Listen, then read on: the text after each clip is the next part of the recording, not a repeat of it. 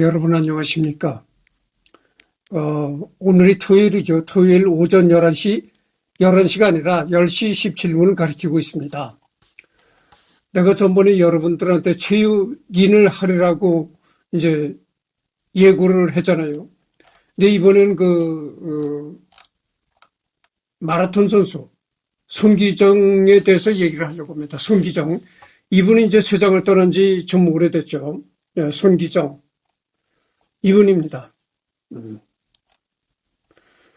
1912년 10월 19일에 태어났다.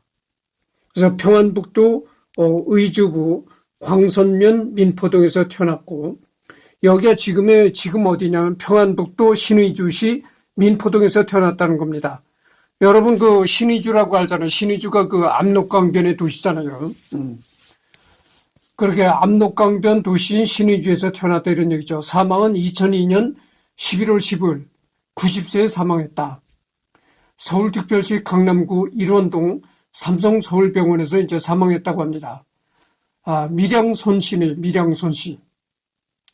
진주사공파 36세손 기항렬 족보다 이렇게 남아있는데, 그렇습니다. 하여튼, 키는 173이라고 남아있네요. 아돌프 히틀러와 만남 소감을 말할 때는 본인의 신장을 160cm라고 언급했다. 아마도 당시 서양 사람들과의 체격차를 설명하는 과정에서 일부러 많이 줄여 말한 것으로 보인다. 또 1937년 세브란스 신체 검사에서 165cm였다는 논문도 있는데, 앞서 160cm 발언처럼 왠지 몰라도 신장을 작게 발표하는 노력을 한 것 같다.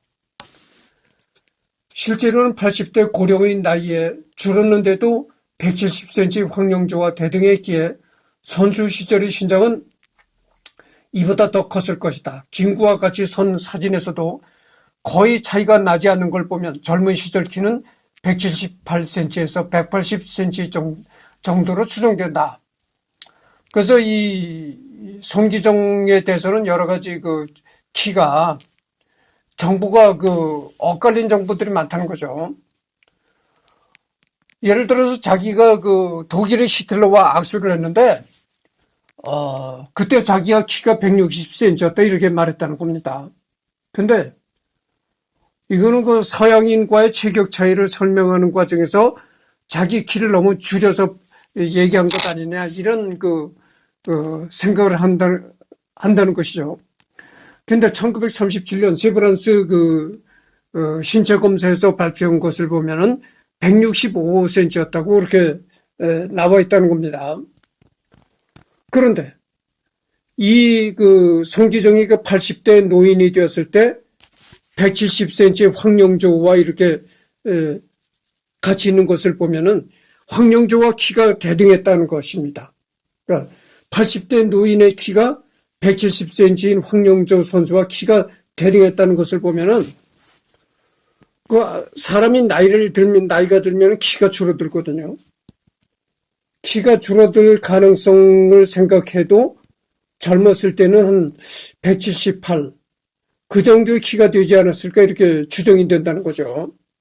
근데 김구와 같이 찍은 사진도 있는데, 이 손기정이가 김구와 같이 찍은 사진도 보면은 김구와 별 차이가 없더라 이런 얘기죠. 그래서 이 젊었을 때는 키가 178에서 180 정도로 되지 않겠느냐 이렇게 생각을 한다는 거죠. 근데 여기 보면 히틀러와의 만남을 가졌었다. 독일 베를린 올림픽에서 이제 금메달을 수상했으니까 히틀러하고도 악수했다는 것이죠. 그래서 우리나라 사람으로서 독일의 히틀러와 악수한 그런 경험을 가진 사람이 아마 손기정 외에는 내가 없으리라고 생각합니다. 그렇잖아요.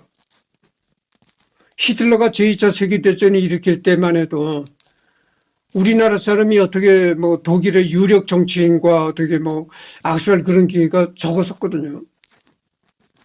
독일과 우리나라가 수교한 것도 아마 2차 대전 이후인지 그렇게 되니까 아마 히틀러와 직접 악수한 한국인은 이 손기정이가 최초가 아닐까 이렇게 생각을 합니다.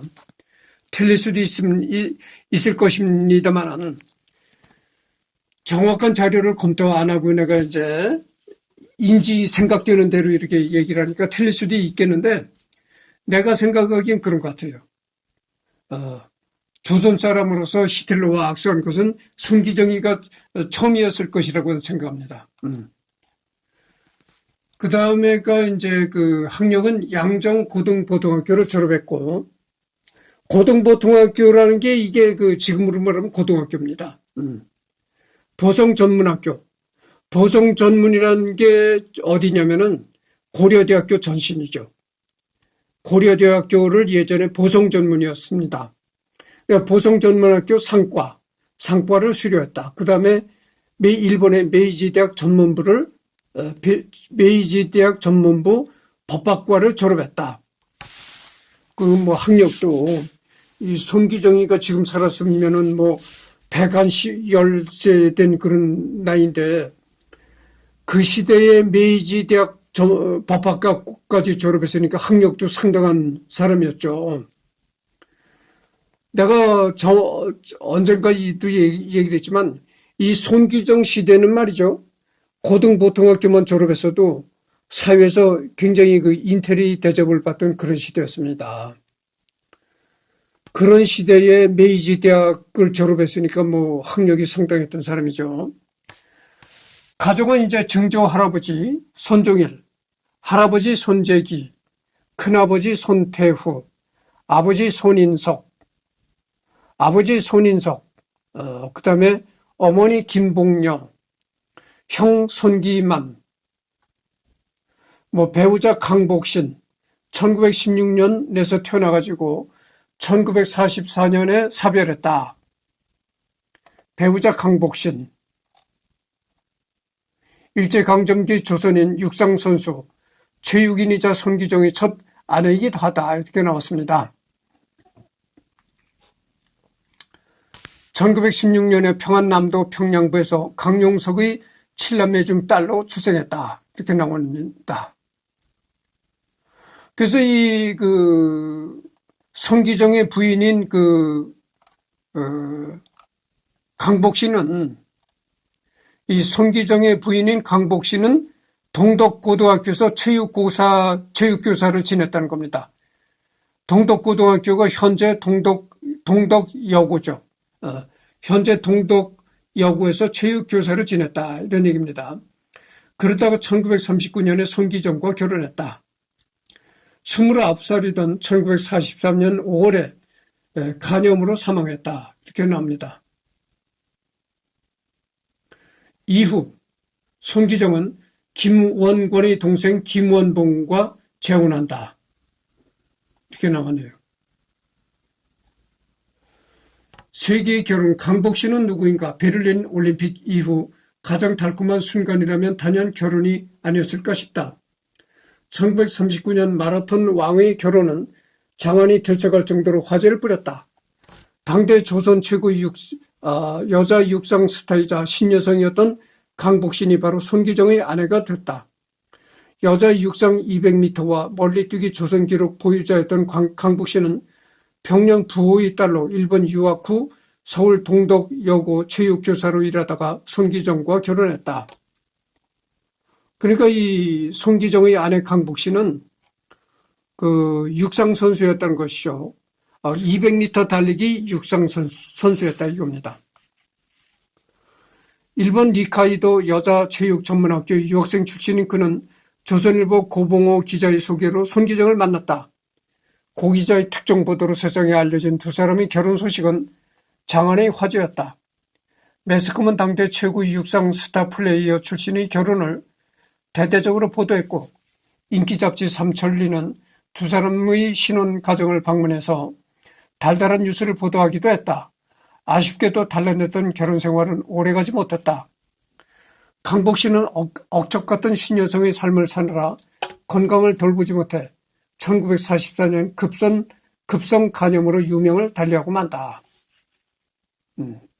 그러니까 이 부부가 다 같이 이렇게 뜀뛰기를 하는 그런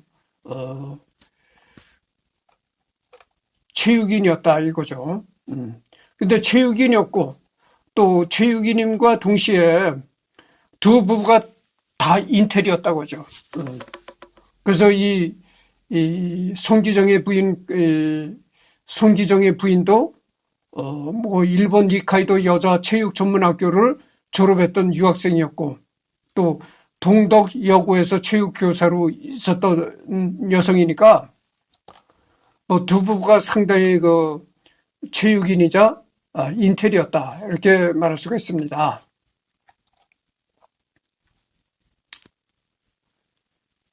그리고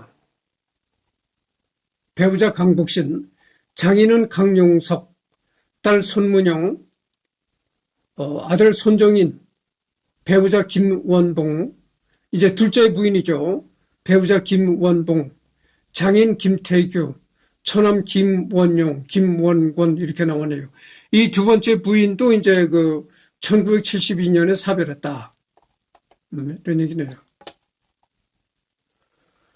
그다음에 지금은 육상 선수, 마라톤, 그다음에 육상 감독도 했었고 종교는 개신교에서 천주교를 개명했다. 세례명은 세례명이 아우구스티노다 이런 얘기입니다. 묘소가 이제 국립대전 현충원 국가사회공헌자 묘역 10호에 묻혀있다. 그러니까 그 우리나라 최초의 그 육상 아니 마라톤 선수로서 금메달을 획득했으니까 이때 손기정이 있는 말이죠. 이때 일제시대 때 출전을 했던 것입니다. 그래가지고 우리나라 최초의 뭐 마라톤 선수라고는 하지만 손기정이가 그때 베를린 올림픽에 출전할 때는 태극기를 달고 출전한 것이 아니고 일본 일장기를 달고 베를린 올림픽에 출전했던 것입니다. 당시에는 우리나라가 일본의 식민지였으니까 그렇다는 얘기죠. 그래서 그 손기정인 국가나 사회에 크게 공헌한 사람이다. 이래가지고 국립대전현충원에 묻혀있다는 것이죠. 일제강점기부터 대한민국 정부 수립 초까지 활약했던 한국인 육상선수, 한국인 운동선수 최초로 올림픽을 제패한 한국체육계의 선구자다. 생애. 초년 시절 1912년 10월 9일 평안북도 의주구 광성면 민포동에서 아버지 손인석과 어머니 김봉녀 사이 3남 1녀 중 막내 아들로 태어나 밀양 손씨 대동부 권넷 718쪽의 아버지 손인석의 부인으로는 밀양 박씨만이 등재되어 있고 어머니 김봉녀는 보이지 않는다. 고영에서 소년기를 보냈다. 위로 맏형 손기만과 둘째 형 손기용이 있었다. 그러니까 지금 여기가 손기정이가 태어난 곳이 지금은 현재는 거기가 어디냐면은 신의주시 민포동이라는 것이죠. 그러니까 방금 전에도 내가 얘기했지만 신의주라는 곳은 이 압록강을 바라보는 그런 도시죠. 어린 시절 당시 대부분의 한국인들이 그랬듯이 매우 가난했는데 그래서 손기정은 학비와 용돈을 벌기 위해 길거리에서 옥수수나 참외 장수를 하기도 하고 우동집에서 배달 아르바이트를 하기도 했다.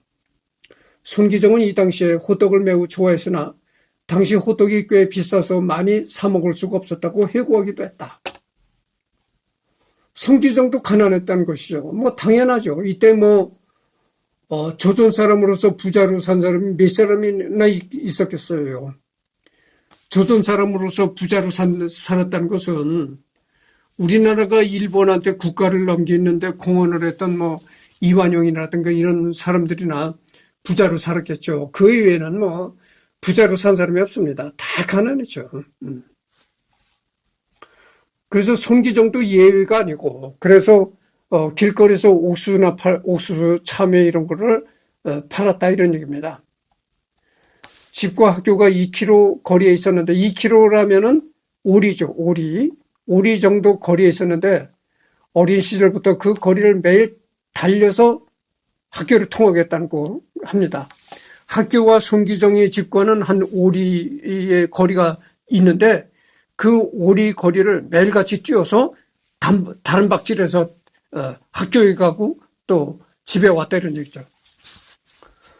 심지어 노는 시간에도 압록강변을 달려 다녔을 정도로 뛰는 것을 좋아했는데 이때 막연하게 운동선수가 되고 싶다는 꿈을 가졌다고 한다. 그래서 이 틈이 있을 때는 그 압록강변을 조깅을 했다는 거예요. 조깅, 아침에도 뛰고 뭐 이렇게 뛰었는데 이렇게 뛰면서 자기가 언젠가는 이렇게 육상이나 마라톤을 그런 선수가 되었으면 좋겠다 이런 생각을 했다는 것이죠. 손기정의 모친 김봉녀 여사는 어린 아들이 운동보다는 공부로 성공하기를 바랐고 아들이 달리지 못하도록 잘 벗겨지는 여아용 고무신을 신겨보기도 했다. 그럼에도 손기정은 고무신을 새끼줄로 묶어서 달렸고 새끼줄에 발목이 쓸려서 피가 나도 아랑곳하지 않고 달렸다고 한다. 그 손기정의 어머니 김봉녀는 어린아들이 운동선수가 되기보다는 공부를 해서 이제 공부로 성공하기를 바랬던 것이죠. 그래서 뛰기를 막 방해를 하고 그랬었는데 이 고무신에다가 이 새끼줄을 묶어가지고 또 달렸다는 것이죠. 그래가지고 발이 피가 나고 막 그랬던 적도 있었다는 것이죠.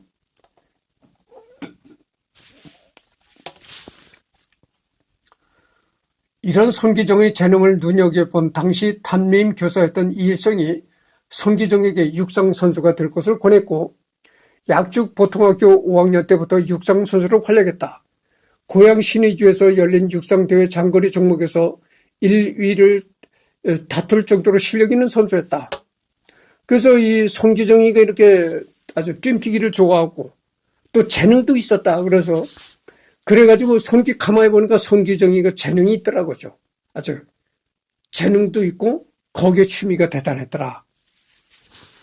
그래가지고 손기정이를 가르치던 이일성이라는 이제 교사가 손기정이를 눈여겨보고 야 너는 마라톤이나 육상으로 성공하거라 이렇게 했다는 거죠. 하지만 보통학교 졸업 후 생계가 막막해져서 육상을 포기할 수밖에 없었는데 1932년 이일성 선생이 그를 일본에서 학업과 일을 병행할 수 있게 했다. 그래서 보통학교를 졸업하고 나니까 먹고 살 길이 막막해서 여러 가지 일을 했는데 그러다가 1932년 그 손기정이를 가르쳤던 이일성이라는 선생이 일본에서 학업과 일을 병행할 수 있도록 도와줬다는 거죠. 그러니까 손기정 선수가 이렇게 그 스포츠맨으로서 성공한 데에는 그 어렸을 때 가르쳤던 이일성이라는 선생의 역할이 많았었다 이런 얘기입니다. 그러나 고된 노동으로 도저히 학업을 이어갈 수가 없게 되자 6개월 만에 고향으로 들어왔다. 이때 어느 회사의 점원으로 취직하여 학업과 육상을 병행할 수 있었는데 그 회사의 사장은 당시 신의주 부에서 동익 상회를 하던 공정규로 안과의사 겸 국어학자인 공병우 박사의 부친이었다. 손기정은 이곳에서 일을 하며 쉬는 날에는 압록강변을 달리며 연습했다. 그때 그 회사의 직원으로 취직했다는 거죠. 근데 이때 손기정이가 취직했던 회사는 어떤 회사냐면 여러분들 그 안과의사로 유명했던 공병우라는 사람 알잖아요. 공병우 박사의 부친이었다는 것이죠. 공병우 하면은 여러분 그 공병우 하면은 안과의사로도 유명하지만은 또 한글 타작 공병우 타자기를 또 만들어낸 것으로 또 유명하잖아요. 공병우 타자기라고 또 유명합니다. 그 공병우라는 사람도 언젠가는 내가 다룰 것입니다. 이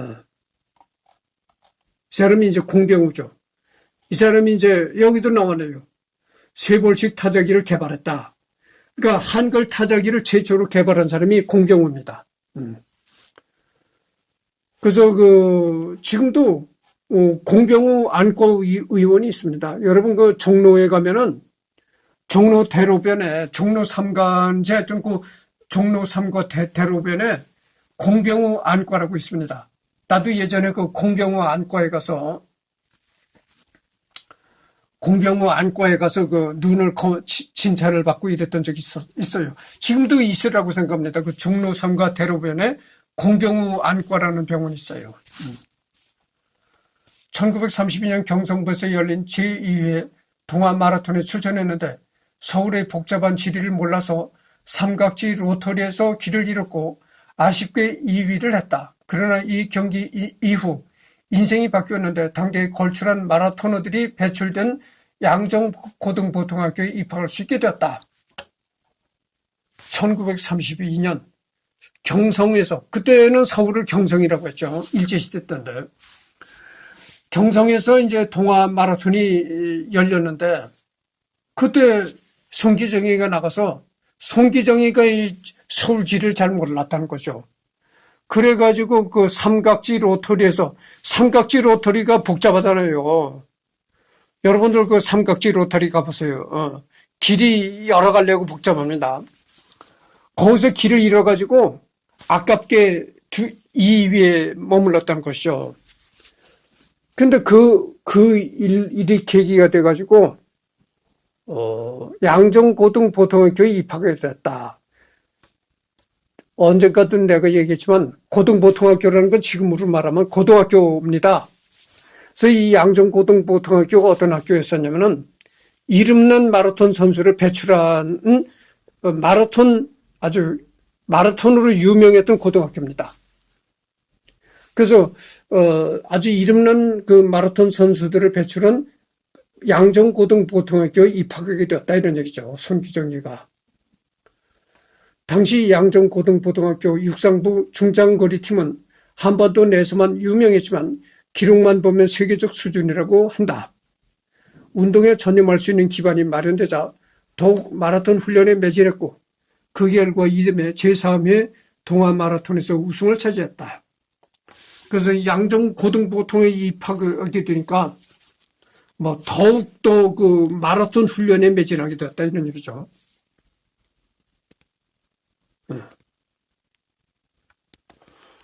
그런 말 있잖아요. 무슨 말이냐면은 선수는 기록으로 말을 한다. 마라톤 선수와 육상 선수는 기록으로 말한다 이런 얘기했습니다. 그렇잖아요. 그러니까 이 양정고등보통학교 육상부에서 가지고 있던 기록이 세계 내놔도 뒤지지 않을 그런 그 기록을 가지고 있었다는 거죠. 근데 그 2회 동아 마라톤에서는 그 삼각지에서 길을 잃어가지고 2등으로 그쳤지만 3회 마라톤 대회에서는 손기정이가 우승을 차지했다는 거죠. 1935년 도쿄 메이지 신궁대회에서 마라톤 풀코스에서 처음 출전하여 2시간 26분 42초라는 비공인 세계 신기록으로 우승을 차지한다. 공식 세계 신기록으로 인정받지는 못했는데 당시 비서구권에서 열린 대회는 대회 운영이나 코스 길이를 신뢰할 수 없었던 일이 비일비재했기 때문이다. 비공인이긴 하지만 세계적으로 마라톤 풀코스에서 최초로 2시간 30분의 벽을 깬 사례이다. 그래서 일본에서 그 마라톤 풀코스 대회가 열렸었는데 그게 비공인 대회였던 것이죠.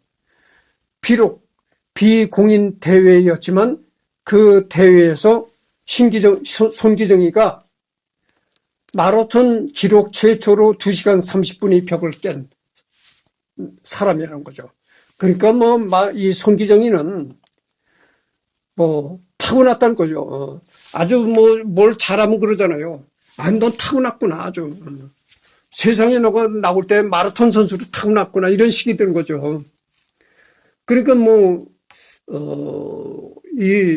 이렇게 여러 차례 우승까지 하고 또 마라톤 신기록까지 깰 정도였으니까 정말 손기정이는 마라톤으로 타고난 사람이었다. 이런 얘기를 할 수밖에 없는 것이죠.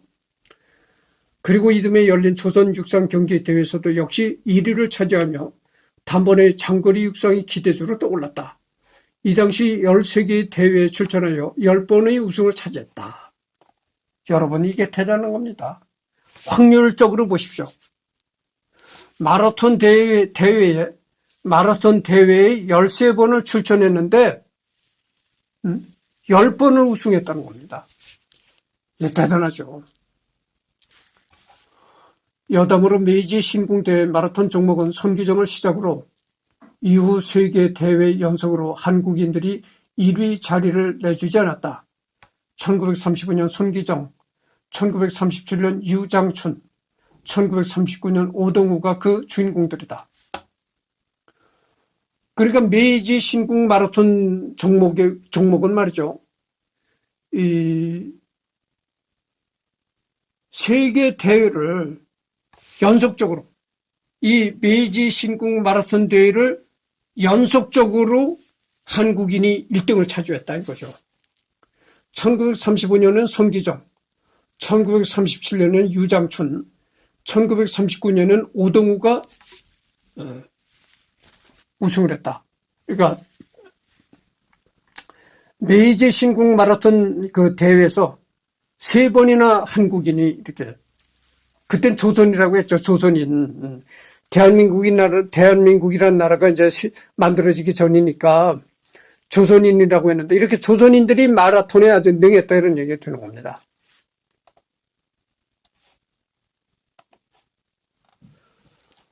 그래서 이제 1936년 베를린 올림픽, 여기서 이제 손기정이가 금메달을 받게 되는 그런 올림픽이었습니다.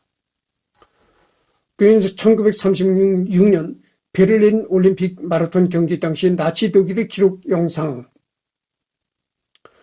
1분 59초 손기정 선수가 보임, 5분 53초 경부터 손기정이 경기장에 1등으로 진입하였고 관중들이 환호하는 모습이 나온다.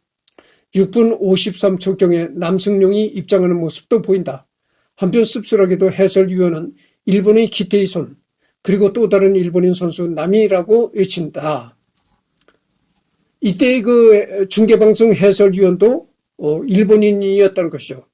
손기정, 내가 전번에 얘기를 했잖아요. 방금 전에 얘기를 했는데, 손기정이가 비록 조선인이긴 하지만 일본의 식민지 상태잖아요. 그래서 손기정이가 태극기를 달고 나간 것이 아니고 일장기를 가슴에 붙이고 이제 베를린 올림픽에 출전해서 거기서 금메달을 획득한 거죠. 그러니까 거기서는 이제 일본인 손기정이가 금메달을 획득했다 이렇게 나온 거죠. 그래서 이제 여기가 손기정이가 마라톤 대회에서 1등에 꼴이 나는 그런 모습입니다. 1등에 그 고린 테이프를 뚫고 나가는 그런 모습인데, 거기서 수십만 관중들이 아주 열광의 박수를 보냈다. 그러니까 이때는 말이죠. 이때는 나치 독일이, 히틀러가 통치하던 나치 독일 치하에서 이제 베를린 올림픽이 열렸던 것입니다. 당시 일본으로 송출한 단파 라디오 방송 중계 녹음.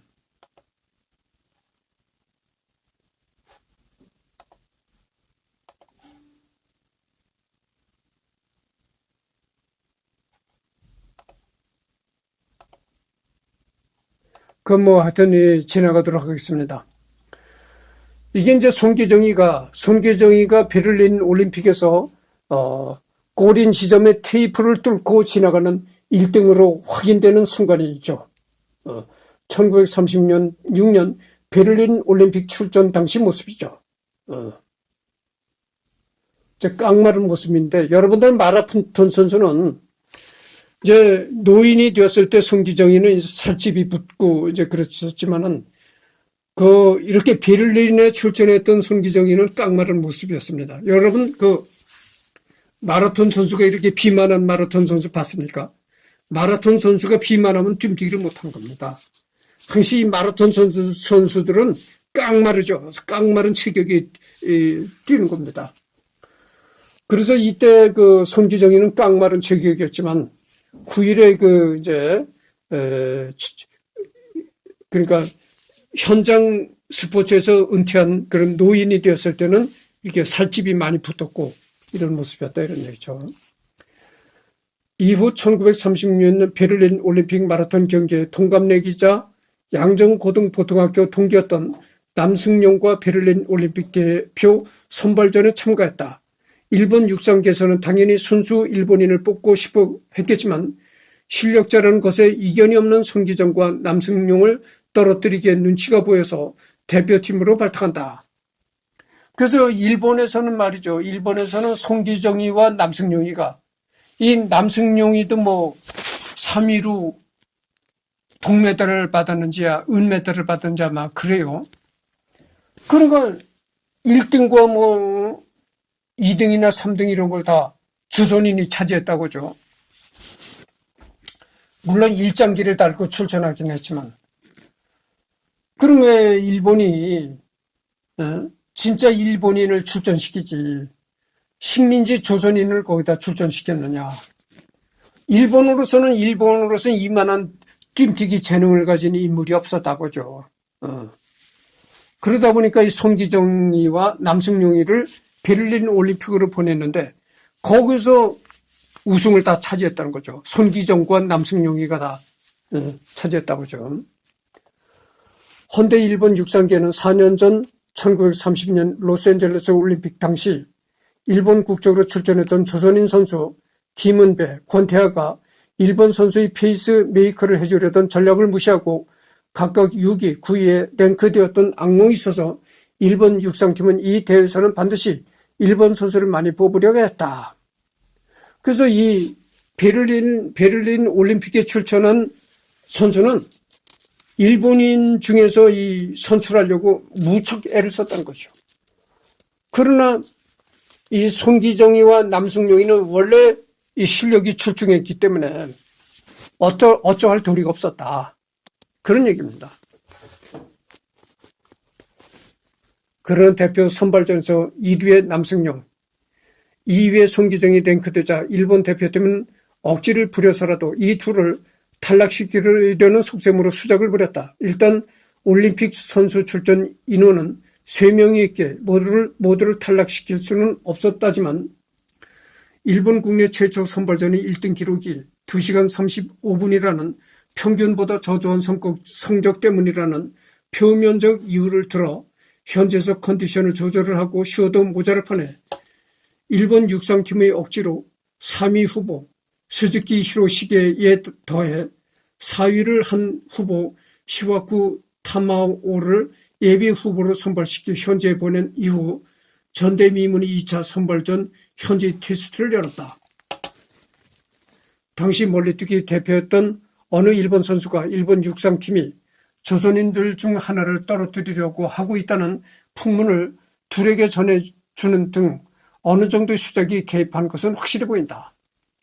그러니까 이 일본에서는 손기정이와 남승용이를 베를린 올림픽에 출전시키지 않기 위해서 가진 이제 공작을 부렸다는 거죠.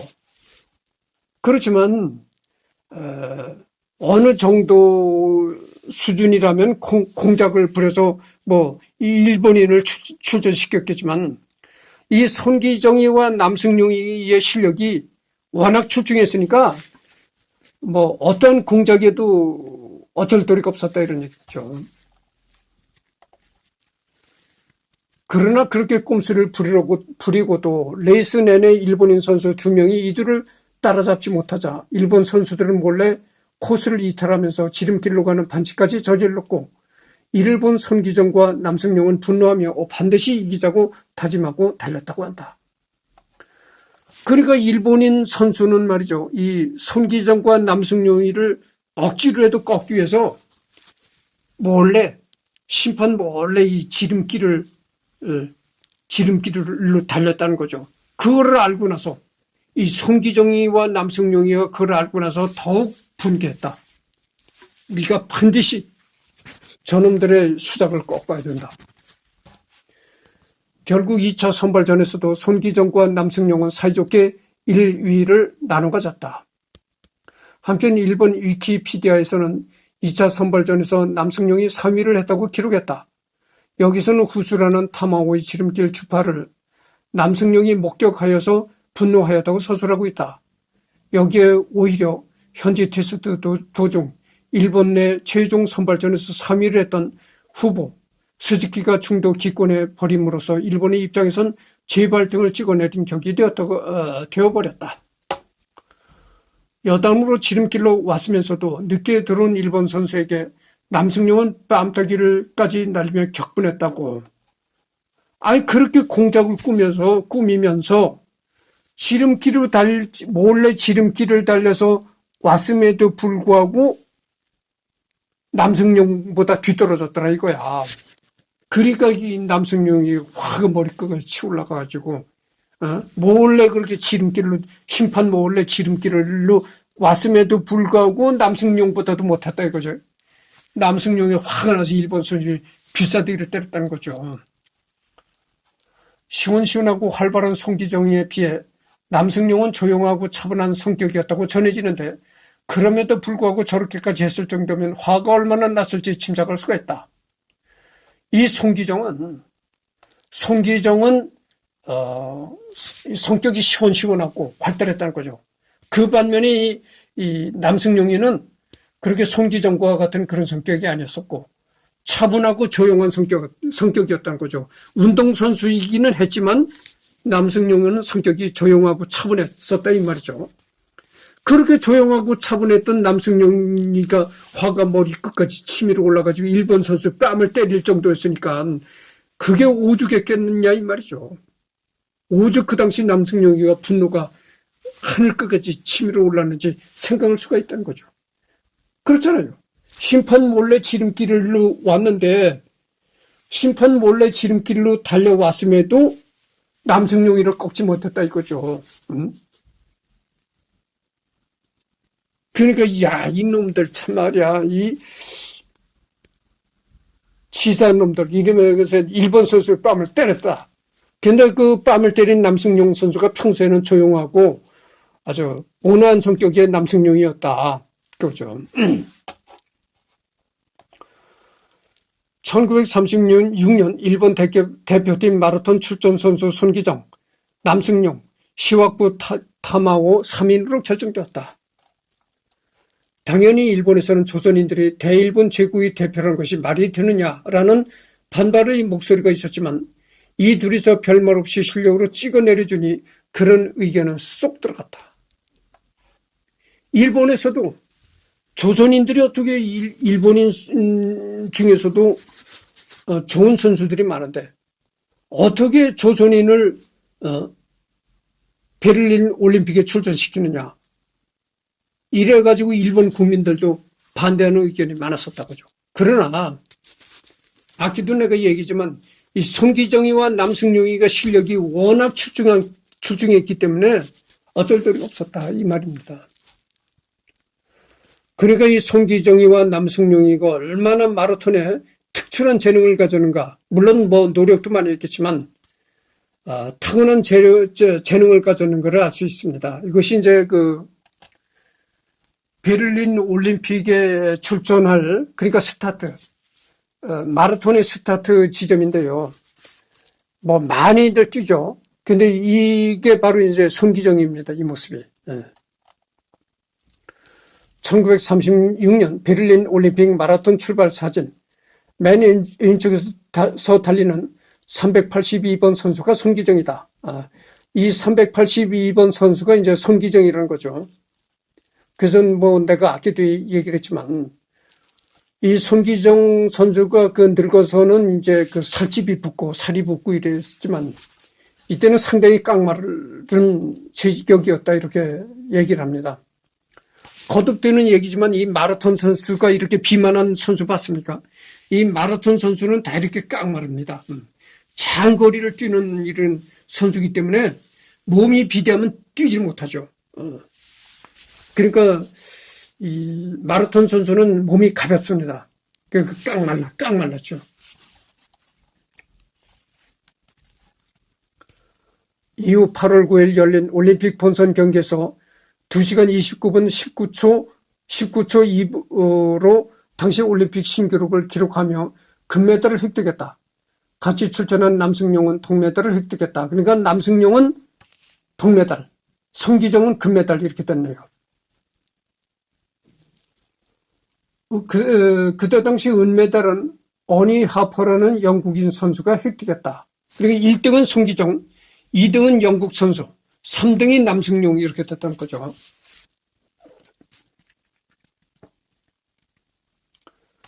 사실 송기정의 금메달에 가려져 있긴 하지만 남승용도 막판에 스퍼트를 내면서 무려 30명을 추월하여 3위로 골이 난 대단한 모습을 보여줬다. 한편 대표팀으로 함께 출전한 일본인 유일한 일본이었던 시워쿠는 현지 트레이닝 도중 생긴 물집으로 인해 완주에 실패하였다. 이 남승용이가 이렇게 뒤에 쳐져 있다가 골인 시점이 가까우니까 굉장히 스피드를 내면서 앞에 뛰던 30명을 추월했다 이거죠. 이거 굉장한 지구력이죠. 그래가지고 1등은 송기정, 3등이 남승용 이렇게 됐다는 거죠. 골인 직후 모습입니다. 이제 1등으로 골인하고 나서 골인 직후의 모습이다. 여기 보지 않아요? 가슴에 그 일장기를 달았잖아요. 태극기가 아니죠. 그래서 송기정이 받은 1936년 베를린 올림픽 금메달, 이제 문화재로 이게 지정이 됐다는 거죠. 이 송기정이가 이런 이제 금메달을 받았다는 거죠. 올림픽 메달이라고 적혀 있잖아요. 그리고 이것은 체육인으로서는 최고의 영광이라 할 수 있는 올림픽 금메달을 따지만 그가 올림픽 경기 직후 친구에게 보낸 엽서에는 슬프다. 당시 한글 표기로는 슬프다라는 석자가 쓰여서 많은 한국인들의 가슴을 아프게 했다. 이 송기정이가 금메달을 따고 나서 자기 친구한테 이제 엽서를 보냈는데 슬프다. 이렇게 한글로 적어서 이제 보낸 슬프다. 이렇게 한글로 적은 엽서를 보냈다는 거죠. 왜냐? 내가 거기서 베를린 올림픽에서 금메달을 땄긴 하지만 이것이 일본의 금메달이다. 그러니까 슬프다 이런 것을 이제 한국인 친구한테 이렇게 보낸 엽서죠.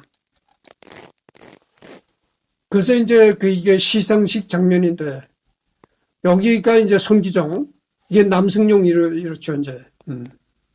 이게 2위 영국 선수.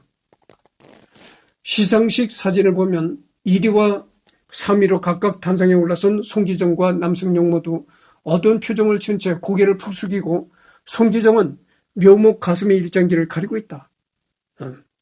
남승용은 어떻게 해서든지 바지를 명치까지 끌어올려 일장기를 가리고자 했다.